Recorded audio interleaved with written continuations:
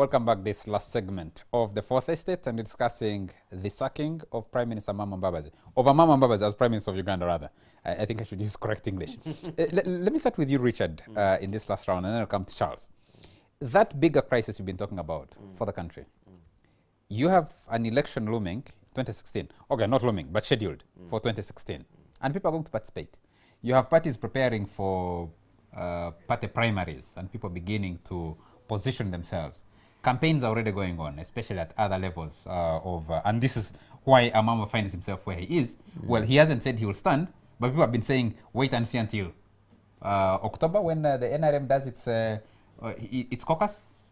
How do you deal with these double contradictions about the organization and management of politics to be able to arrive at 2016 and that process is meaningful? Is not what we have been child play that we have been seeing when things have already been cooked from elsewhere. You see, I think to make it meaningful, really, if I was to conclude, you would have to have a citizen-led process. But to arrive at a citizen-led process is the insurmountable challenge that Uganda is faced with. That actually, if you think about the level of collapse in terms of state functions, because of these individuals having popped up themselves as if they are institutions, it's making it very hard. But if you were to ask me that going forward, one of the things that we need to do is really for us as citizens and citizens groups to start asking the question, how can we construct a new Uganda that is built on institutions that work? Yes, individuals will be important in these institutions, but it's important for you to have something like Belgium, where you don't have a president for 9 months, but still have a country running. Because the way things are being talked about now is as if the collapse of this individual means the collapse of public services, means the collapse of everything around us. And I think for me, going forward, to try and spend a lot more time as citizens, re-educating ourselves to say, how do citizens participate in building an important... that will have to be done through things like saying, can we do something about making elections free and fair? Because if you think as a citizen, there are a couple of things that I give to this state for it to run. It's the taxes and it's my vote. Now, if the taxes and it's your energy. Yeah, it's energy, but taxes and votes is what makes me a participating citizen. So if my taxes are vandalized and my vote doesn't matter because it's bought and transacted, then what do I do as a citizen? So it's about returning to that kind of is that the discussion that you think this country is ready for? Because for you working in the civil society, it might make for a good proposal. It might make for a good campaign, but can it mount to anything? Because when in 1980, from 1980, the 1980 elections, going into those elections, Museveni, Amama Mbabazi, Kahindo Tafire, and all the people who were involved were mobilizing citizens for almost the same concerns you're raising now. The 10-point program is based on that. If you look at the document for Amini's takeover, it reads exactly trying to position citizens where you think they should be. So the citizens are talked about, they might participate or not participate. But you see, that's the whole point, that while everybody knows the solution, but everybody manipulates the solution. The solution to Uganda's problems is not a new one. We know that if you return to the 10-point program and actually went with this foundational philosophy, you would arrive at a Uganda that is very helpful. But we know that along the way, what you've had is the abuse that you've had here is what has led to this kind of collapse. So there is a certain level of return that we must create and say, as citizens, unless we play a central role in reconstructing our country, it will be a problem. That's what has happened for Kenya, for it to have some progress, and other countries. Or among the people seated here, it's you who has participated in the most elections? Because Charles did participate in a few. At Makere, no, he also, when he was a CA delegate, he made the constitution. That now we don't know where it stands. Yes. How do you get this discussion to move beyond Mbabazi, Museveni, and be able to involve, to create a bigger discussion that makes your election, your presence in parliament, more meaningful to this country? You see, we need to look at the wider picture about the level of the socio-economic development levels of our country. What are the issues? I live on Earth, not on planet X. Issues Richard raises, some of them for the days when we are with our Lord. Because it's not possible. The socio-economic development levels we have, our politics could be better, but it is still at this level. Yes, the issues of good governance, like he's talking about, taxes are not vandalized, his vote is respected, and so on. At the end of the day, you are having this class of politicians whom you must deal with. And one of the biggest politicians you have is a sitting president. He's a prime minister, he's a secretary general of presumably the biggest political party. So we can't run away from politicians. The role they have as civil society is to make sure that you put pressure on these politicians, the Katuntus of this world, to do what they are supposed to be doing. But we're running after them now. We're yes? following. The citizens are following. Well, they follow you, they follow Rwomushana, they follow Amama Mbabazi, they follow Museveni. That is it. That's, the other day we were having a joke and somebody said, no, I don't have supporters. I have followers. Yeah, and that's what's happening. That's like a Jesus. They're not thinking people are supporting you. They will say, well, you are not doing this, we shall move on. But let me tell you one point which we are missing out. How this whole thing will manifest itself post this problem, whether we call it a problem or so. One, we are going to have NRM primaries. And in the last primaries, you realize it was so chaotic. This one is going to be even worse, because they have introduced another contradiction. Rwomushana is a pro-Amama. That will be an issue. Katuntu is a pro-Mzee. And then you will have the state coming in to undermine Rwomushana during the party primaries because he's pro-Amama. Maso Kulutimbe. Yes, Chris, and then I'll come to you, Charles. The critical thing now is we are trying to analyze the power of these people, Museveni versus Mbabazi. They may be powerful in their own way. But even looking at African continent alone, there are not many countries now where sitting governments just collapse. Even the newest in South Sudan, Ssewakiryanga has managed to remain in power. I don't know, he's still the president of South Sudan. I don't know how easy. Chris, sorry, if you could just add across the Democratic Republic of Congo, since 2000, Kabila has been around for 14 years now. Yeah. Can I, just 1 second. You see, dictatorships do not collapse because of opposition. They collapse because of their own contradictions. That's exactly what we're discussing here. So, no, that's the history. I still want to think that, you know, in the absence of what Richard is emphasizing, the citizens, maybe we don't see how citizens-led political changes happen. In Uganda, when Museveni came, the NRA had no support base here. If you look at the demographics of this country, there are people who were born in 1990. These are people who are running politics, who Mbabazi is using, who Museveni is using. The Katuntus here are very few demographically. It is Katuntu who know that in 1960 there was a functioning railway here. There was a bus system here. The new children, in spite of their challenges, know the new railway line is a new thing to happen in Uganda. As we speak now, Museveni is opening up schools in northern Uganda, in Ite, so there's now Soroti University. He has taken a fruit factory, launched it there. People in don't even remember there was meat packers. In addition to that, he deliberately served them very modicum education. Very many charlatans going out to Facebook and a tweet, critical thinking zero. This is the kind of political community Mbabazi is coming to deal with.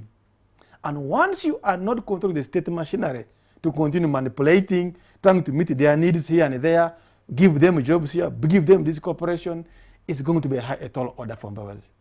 I don't even want to believe that a single politician who has no known industrial base, where he has made money, who has no generational wealth, Rwomushana has told us here, by election was a pauper.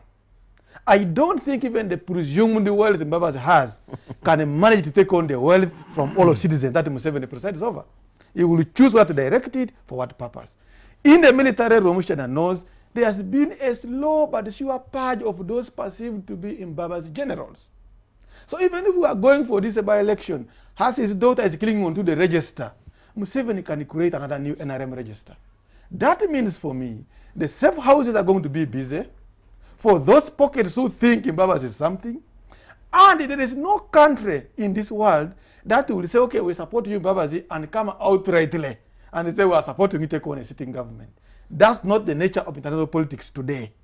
So Museveni still has an upper hand against Mbabazi. It takes Mbabazi to actually reflect on himself. What is the support that he has? What are the tricks so far? I think even if he's smart, he missed the point, he became reckless. He allowed his excited supporters to begin leaking some of the would-be strategies he had to the opponent through their own actions. The wife is annoyed, she's in the press. The daughter is annoyed, she's mobilizing here. The other one is moving there. You are laughing. I thought IGP Kayihura, who just won a third term, has been working very hard to make sure he dismantles that. And how? Network. Because these cells came out.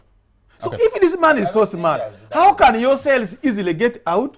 And then when the Museveni calls you, you say, I'm not. Okay. At night, your supporters are moving. I think, let us be honest, Amama Mbabazi, and say, well, if you have organized, come out. But I want the Katuntus in FDC, in UPC.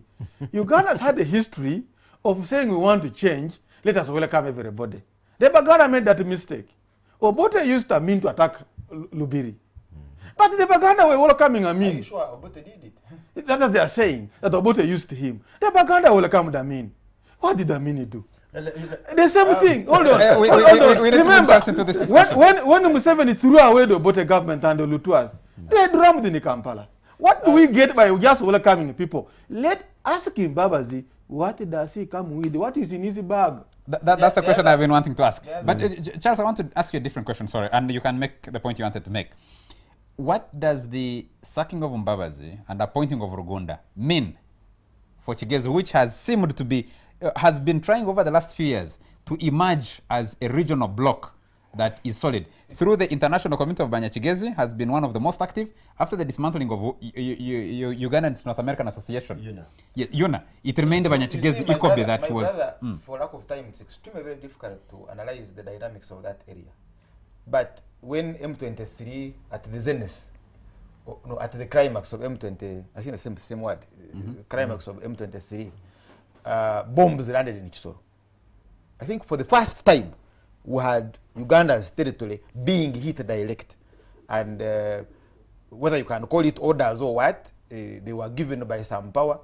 M23 dissolved, and M23 renounced violence and ceased to exist. And you don't hear about it. So Kigezi is the front line. But Kigezi was also equally important in the NRA war. But there was a way it was constructed. In Ankole, you have a specific group of people in command, actual combat command. I don't need to go into their names for some reason when you are discussing that. Public knowledge. Yes. Then you have those that were deliberately put in politics. That's why you have the Kahinda, the what. You need to go and study the ethnic dynamics of Kigezi, of Ankole. And then the role of Buheju played, where Kanyankole comes from and how he ended. Now when you go into Kigezi, then you have the Jimwes type in command, and then you have the Vesige type and Amama type in politics. Now in this, and that's the other point I wanted. What does that put? And that is what I wanted to put. I'm looking at Kigezi as a frontline area. I'm not looking at Kigezi in terms of politics. I'm looking at it in the other politics as a frontline area. Now, the other larger point that I wanted to make and where this falls is the foreign policy. The handling of the foreign policy led to the overthrow of Yanamana. He's no more because he didn't handle the foreign policy well. It was not largely the internal dynamics, but it was largely the foreign policy. The same is true with Mobutu. The same is true with this South Sudan. You're having problems because of foreign policy. And Prime 7 has been having this problem. One of the problems he had with Kategaya was that Kategaya was convincing Tanzania to help FDC. To help, that time when they were going to make FDC, it was still in the infancy. And it's on record. Now, among the accusations leveled against Amama Mbabazi, that he was making diplomatic maneuvers. There are certain things he was doing in the diplomatic world to position himself. And then you need to go and analyze, how did Tinyefuza live? What is that diplomatic power that evacuated Tinyifuza and is securing Tinyifuza. That gave him fora on BBC, that gave him fora on Voice of America when they were stopping, when they were curtailing his access here. Now, why did President Museveni rush South Sudan when the civil war broke out? Why did he? Why was there a statement that he should withdraw from there? Then you listen to Riek Machar saying, look, we can't have a ceasefire because I'm not in control of the force. Who is in control of the force? Who is that gave orders to Ethiopia to arrest Salva Kiir? And what are the implications? Whom were they aiming at when they're talking about arresting Salva Kiir? So it's a question of foreign policy. And in my view, President Museveni is a bit late. It's a bit late. He acted on Amama Mbabazi, but late. So if that power, if those powers that have disturbed Libya, that have disturbed Syria, that have disturbed and most of these actors, because you wouldn't invade Congo and go out and get away with it if they were not in your support, they've given diplomatic... I've had these things, these same arguments constructed before, and they have whittled away. Museveni has either won another term in office or has survived. Yeah, because you see, because you lack... How do you place that into context? In all this, it's not that there wasn't an insurgency to hit at Gaddafi. It is that there wasn't yet a political leadership acceptable to the West. And you think that... Why you're having problems in Syria is that they are having a configuration, they are failing on how to merge the two. The guerrillas are in the ground and the political leadership. Are you trying to make an argument, Charles, that Amama Mbabazi represents that political force? Yeah, you know, that's what they're trying to construct. And it's very interesting that when Amama Mbabazi, but by the way, it can also be done. And you think, Charles, that it can also be done when he is not wholly informed about it. You know, that's the most interesting thing with international intelligence. Let me run this across the table. Yes. So that we end this show because we have run out of time. Chris, there have been seasoned political actors. So what am I seeing? What I'm seeing, you are going to have popcorns of insecurity. Popping up and then you can have elections in a different scenario, like the way I'm going to have it in South Sudan. So you think what Best just said, that there will be no election in 2016 is true? It's accurate. You need to go and see where he was reading from, because all of them, by the way, all of them appear to be reading from the same script. Let me ask you. Chris, you just won. Hold it, Charles. Massacre resident, you will see Museveni pass here. He is going to. No, he's going to. Chris, yes. Why do you want it to die in a day? You raised the issue earlier before Charles came in, that the opposition should just welcome anybody who comes over their side. How does Amama, because Bestie said on Friday that Amama is already in the opposition, all he needs to do is declare which side of the opposition, which camp he's joining, if he's not creating his own. How does he fit into the equation? Does he remain in the movement? Does he, as Secretary General, and try to function as a Secretary General? Because you know there is someone who handles the functions of Secretary General in the NRM, in an appointed cabinet minister. I've just said the most fitting way for Mbabazi is to swallow the pride. He did by his letter. Go work as a Secretary General. Rebuild the relationship with those you had, and takes time for people to accept you whether you're honest or not. Anything outside of that only works to diminish Mbabazi's so-called super minister. Thank you very much. Even the foreign affairs is talking about. Our time is out. Chris. The world is saying, why did Libya go the way it is? If Mbabazi has no support here, forget about foreign policy. We have run out of time. Your last word, Abdu. I disagree with Chris. You know, I was a member of the Uganda People's Congress, the Charles Rwomushana North. And at the time when 2000-2001, when Besigye, Betty Kamya, Anne Mugisha, and others were coming out of the movement, we had a section within the opposition which was saying, no, those people are what? Are from the movement. The opposition belongs to us, the orthodox opposition. That was DP, UPC. Today, the legitimate bona fide opposition leader is actually Besigye. And the other people, listen, other people. Which one? No, you see, you're saying your last word because others could. You know, that's politics. You have all one step behind, two steps even in front, others follow, and so on. So today, Dr. Kizza Besigye is one of the legitimate opposition leaders in this country. Yesterday he wasn't. Chris, I'm not allowing you yesterday he wasn't. So to me, anybody who thinks there is a problem within the current administration and he can contribute towards its change is most welcome. Thank you. And Dr. Thank you. was right. Thank you. Bag was very clean. Check Thank you. Mbabazi's bag as well. Richard, your last word in 10 seconds. My last word is, for me, this discussion disappoints me because it sort of totally removes my power as a citizen. It makes me look like I'm a puppet of political heavyweights across the country. And I feel I need to do something as a citizen which will require me to be able to construct a Uganda that's better than this. Thank you. Because to spend a lot of time discussing... Charles, I'm giving you 5 seconds. And these are the people who disappoint us. Okay, you have your 5 seconds. They don't want to have a friend. President Museveni wanted to have the African solution, the home solution to the crisis in Eastern Congo in order to save the infrastructure of the M23.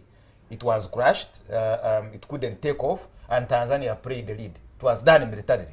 And we now need to look at the second solution, which is to do with the survival and whether that same can now cross the border. Thank you very much. Our time is out. Thank you very much, gentlemen. Baba is a myth. People are going to run And away. the role of Mbabazi very will much. play into this. I was reflecting back at Don't how make Besigye the man resigned spend and his money. managed to Let get people his certificate of resignation, and how he was able to access it before the By radio Amama's message, rate of accepting before the is radio not message was dated. sent to stop the giving of his certificate. Yes. And I was looking at how he'd moved a step ahead of Museveni during that time, and I think he still does. And I was questioning how Mbabazi's work in intelligence helped him to keep ahead of his opponent, especially. Opposition, have some Our standard. time is out. Thank you very Don't much. run for Thank you very much to anything. all our viewers. Join us again next Sunday Screen those who come. for yet another exciting discussion right here on the Fourth Estate. Have a good night.